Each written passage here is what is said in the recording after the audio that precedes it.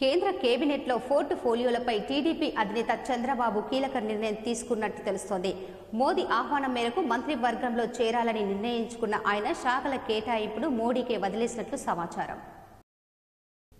బోధన్లో కల్లుబట్టి వద్ద జరిగిన కత్తిపోట్లు కలకలం రేపాయి. వడ్డెర కాలనీకి చెందిన గంగాధర్ బోధన్ పాత బస్టాండ్ వద్ద గల కల్లుబట్టిలో కల్లు తాగే సమయంలో జీవన్ సింగ్తో జరిగిన గొడవ చిలికి గాలివానగా మారింది.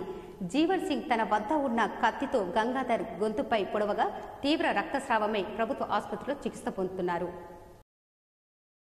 ఈనాడు గ్రూప్ సంస్థల చైర్మన్ రామోజీరావు హైదరాబాద్లోని ఓ ఆసుపత్రిలో చికిత్స పొందుతూ శనివారం తెల్లవారుజామున కన్నుమూశారు. ఆయన పార్థివ దేహాన్ని రామోజీ ఫిల్మ్ సిటీకి తరలించారు. అంత్యక్రియలు ఆదివారం ప్రభుత్వ అధికారిక లాంఛనాలతో అంత్యక్రియలు నిర్వహించేందుకు ఫిల్మ్ సిటీలో ఏర్పాట్లు చేస్తున్నారు.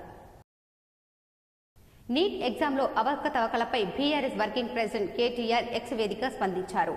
హై లెవెల్ ఎక్స్పర్ట్ కమిటీ ద్వారా విచారణ జరిపించాలని కేటీఆర్ కేంద్రాన్ని డిమాండ్ చేశారు.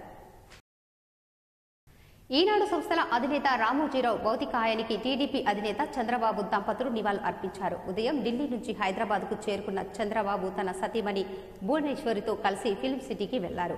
అక్కడ రామోజీరావు పార్థివ దేహం వద్ద పుష్పగుచ్చం ఉంచి నివాళులు అర్పించారు.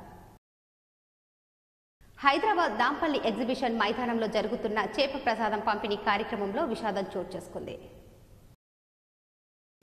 శనివారం నాడు భీమ్గల్ పట్టణంలోని ప్రముఖ పుణ్యక్షేత్రమైనటువంటి శ్రీ లింపాద్రి లక్ష్మీ నరసింహస్వామి ఆలయంలో భారీ సంఖ్యలో భక్తులు స్వామివారి దర్శనం చేసుకున్నారు. కాలినడకన భక్తులు అలాగే నైవేద్యాలు సమర్పించుకొని స్వామివారికి సాహిత్యం సమర్పించి తీర్థ ప్రసాదాలు అందుకున్నారు. నిజామాబాద్ అదనపు జిల్లా కోర్టులో న్యాయ విచారణలో ఉన్న భూ నష్ట పరిహారం సివిల్ దావా ఇరుపక్షాల రాజీ మేరకు పరిష్కరిస్తూ 6,11,15,111 రూపాయలను గాను జాతీయ లోక్ అదాలత్ శనివారం అవార్డును జారీ చేసింది.